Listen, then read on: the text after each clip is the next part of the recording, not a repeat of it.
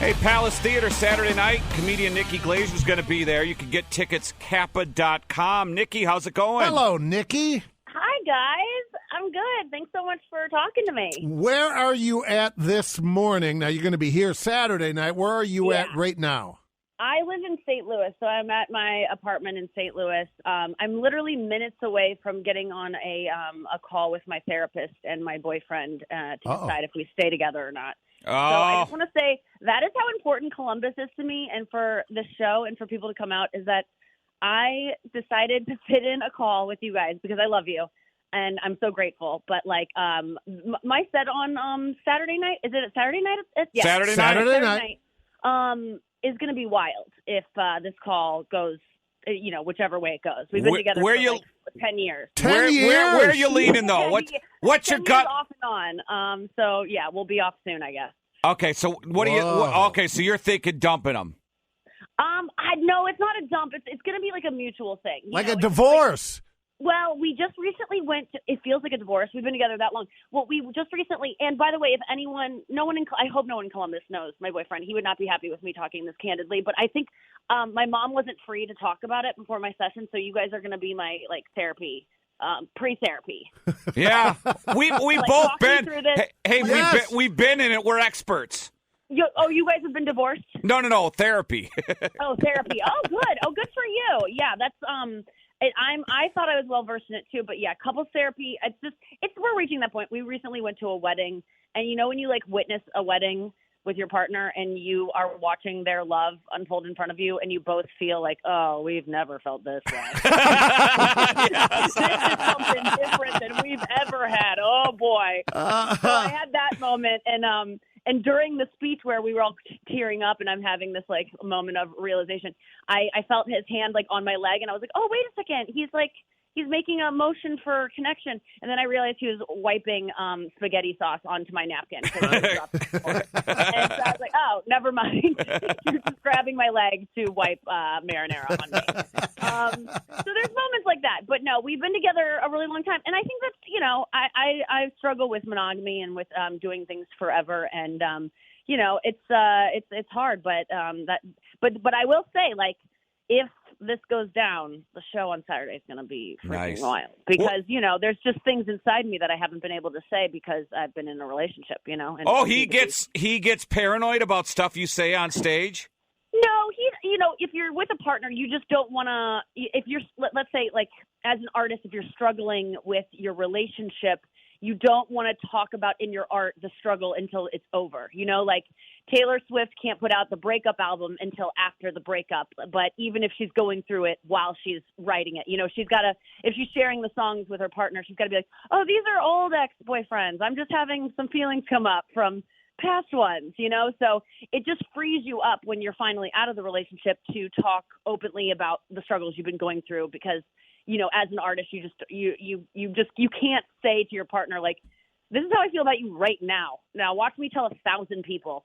So it's a freeing moment. So it'll be a great show. And all my family's going to be there too. I really want non-family members to pack this place out because I have so much family in Ohio. I'm from Cincinnati and a lot are coming to this Columbus show. And so I'm not going to hold anything back. When family are there, I never pull any punches because I would hate if I went to go see, Cardi B or something. And she was like, we're not going to sing WAP tonight because my dad's here. I'd be like, yeah. No, that's the only reason I'm here is to hear that song. So I go even harder. I'm like, oh, you want to come to my show, family? And you think you can handle it? Let's see. So I really want this non-family people I'm not connected to by blood to come out to see me. Kappa.com to get tickets. Hey, are you guys done? Comedy Central done doing the roasts?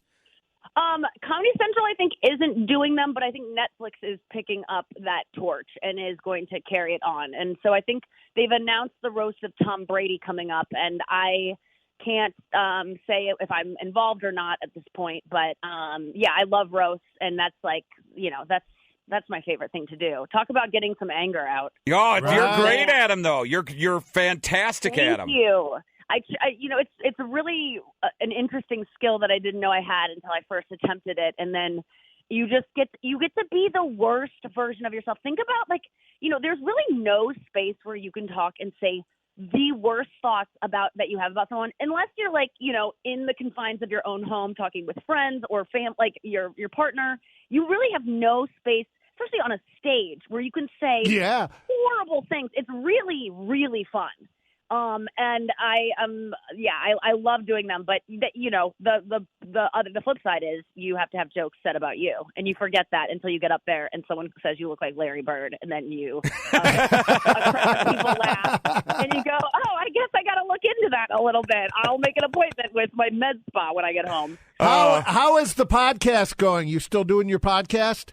Yeah, I do it 2 times a week. It's, you guys get it. It's like, what would you do without being in front of a microphone every day?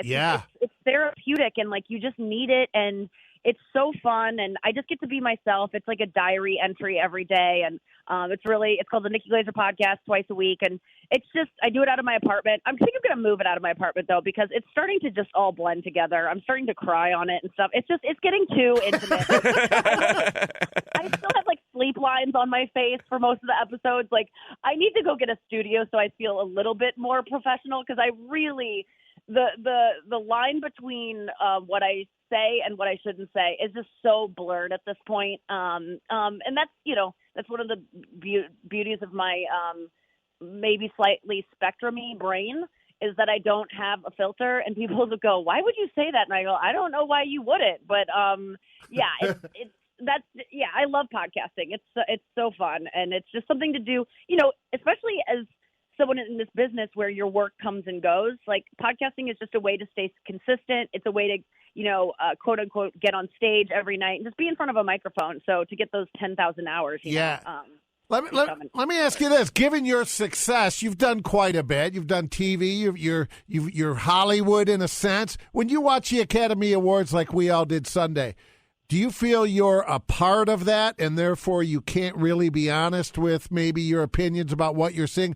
Or is it the opposite, and you can really go after that crowd? That's a great question, because it's like you're towing this line. Like, because there was this, Ayo, the girl from the Bear, the black girl in the Bear. Yes, very good. She got in trouble because she was on a podcast talking about J-Lo and how J-Lo can't sing and all these things. And then cut to 3 years later, she's on SNL, and J-Lo is the musical guest. And all these podcast clips resurfaced of her just bad-mouthing J-Lo, because she never thought she'd share a stage with J-Lo, or like have to be backstage with her. So there's those moments that kind of wake me up and make me go, oh, wait a second, girl. Like, you can't just say anything. But no, I actually feel very detached from it, because I'm watching this and I'm like, what is this? Why do we treat actors like royalty? They just pretended to be someone else, and they were good at it. That's all they did. Art is important, and yes, we should celebrate it and thank God for art. But you tune in, and it's like it's like our royal family. You know how we roll our eyes at that? Like, what is all that over there? What are they doing? Yeah. Why we do that with celebrities, and it's just like, I watch it and kind of just go, like, get over yourself. Stop crying. Stop acting like you're so self-important. Right. You're just all narcissistic actors who didn't get enough attention as kids, or you got too much attention from your adult parents who also were actors and got you in the business. Like, it's all dumb. It's all just, they're playing pretend. It's like you're playing, pretend school in your basement as a kid, but now you're just getting attention for it. These people aren't solving any world problems. So I roll my eyes at it a lot, but I also want desperately to be invited into those circles. And then I'll say, this is the most important night in America. I'll buy in. That's how it works. As soon as they have me. Hey, so Nikki, we have to bring this up because we were talking about it before. You probably don't even know this, okay? You probably don't. So last time you were supposed to come on, you were taping your reality show, right? Oh. And so your publicist or the production company called us Before the interview and said, hey, we're going to send stuff over. You have to fill this out. And it was a full-on 18-page background check, right? And so, I don't even fill anything out. It was nuts. I don't even fill out a reward. Sorry. So we didn't do it. And then they came back and said, okay, we're going to make it lighter. And then they only sent 10 pages. And we were like, yeah, we love her. Yeah, you're great. I mean, we've had huge rock stars, Kevin Costner, Travolta. We like you, but we can't fill out background checks. I'm wanted. It was so weird. Yes. That is ridiculous. No one even watched that show. They're so dumb. Like, honestly, more people watch my Instagram stories than watched the E Network in 2021. It's so dumb. I'm so sorry. That is so annoying. What a waste of paper. We figured you knew nothing. Yeah, we figured you know nothing because we really wanted to have you on because you're hilarious. And I'm like, damn, I got to fill out 20 pages. I don't even remember my kids' birthdays. Yeah. I'm sure they, like, even though it was like a call-in, I'm sure they sent you COVID tests just in case it was. They were so overly cautious. It was so stupid.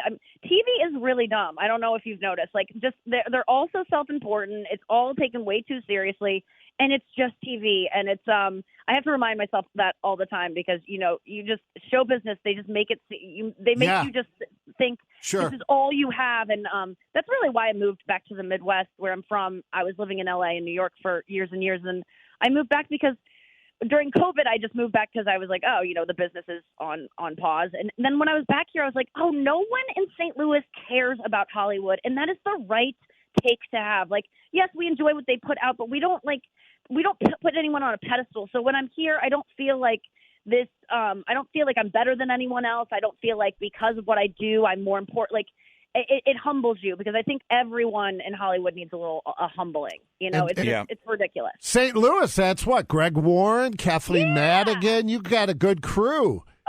The best crew. Yeah, we get some funny people out of St. Louis. Yeah. It's great here. Didn't Greg tell us last time he was on, did he lock you in a Starbucks bathroom? No, what he did, we were on the road, and we were driving to do shows in Indianapolis during COVID, and we're driving, and I have to pee so bad. And so we go to the Starbucks, and the bathroom has, cones in front of it, and it's like, it's closed, only for employees, a sign on the door. And I'm a rule follower, so I was like, okay, well, we got to go somewhere else.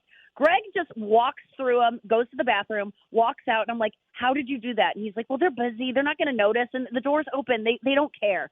And he goes, just do it. You can do it. And I go, I don't want to break rules. He goes, just do it. So as I'm walking across, right when I get to my hand on the door, he goes, ma'am, you can't go in there. And they all look up from their, steaming their coffees and go, ma'am, that is not for you. That bathroom is not for customers. And I was like, so ashamed. And when you're like on the precipice of letting pee out, like it's my hands on the door. So it was like, I think I have kidney damage from what he did to me that day. Oh, so that's great. We drove to a Panera and I broke the rules there. That's great. Is your therapy today, speaking of COVID, is this a Zoom therapy? Yes, it is, because he is in LA and I am here in St. Louis. So yeah, I don't know like what to wear to it. I don't know what you do for like a breakup Zoom therapy. It sounds like an episode of Curb. It really is. It's going to be so. I don't know if I should do pantsless just to like have a little. There's a sexual nature in the air to remind him. Wow. Yeah. We'll see. It's gonna be. And then I have to do a podcast right after that. I'm doing my own podcast, so that'll be a wet and wild one. And then back on the road. But I'm so excited. When you're just as a comedian who just talks honestly on stage, I've just been in this like, before a breakup happens, there's tons going on. No one just breaks up because they're like, oh, one day I woke up and it's over. Like there's been a lot of material just kicking around that's been trying to get out, and it's about to be freed, I think. So I'm so excited about these shows coming up. I'm going to Grand Rapids on Friday, which, who cares? And then Columbus. I'm just looking so forward to Columbus. I just love performing in Ohio. I'm from there. I grew up in Cincinnati. They're always just good comedy crowds. Where'd you go to high school? I went to high school in St. Louis. Okay. High school. Okay, because my wife's from Cincinnati. Okay. Yeah. Where did you go to college? I saw that's where you were. KU. Kansas. Yeah. Okay. Yeah. So I started comedy in Kansas City in college. Yeah, 20-something years ago. So it's been a long road, and but yeah, I think I'm going to have some Ohio comedians open up for me. I haven't reached out to them yet, but I hope they're free. Maybe Dave Chappelle, someone like that. Yeah, maybe Dave will come over. Take some time off from tilling his fields or whatever he does out there. Yeah. I haven't been invited to his farm yet. I'm hoping to get one of those at some point. I heard he's got a buddy of ours down the hall. He's got a killer bar, apparently. Yeah. Oh, God, it sounds like the best hang. But it actually sounds like one of those hangs like you want to be invited to, but you, like, don't want to go. Like, if I got an invite, I'd be like, oh, God, I have to, like, packed for a weekend, and then I have to go just watch him like blow cigarette smoke in my face and talk to me about trans issues. Like it'd be a lot. I love Chappelle so much, but it's a lot of like like a lot of giving, a lot of laughter, and you want to be invited to the party, you just don't want to go. Yes, I'm with you. Well, Kappa.com for Golly. tickets. Nikki, you're the best. You're Thanks great, so much, man. We love you. I love you guys. I'm so glad we didn't have to do any paperwork to talk this time.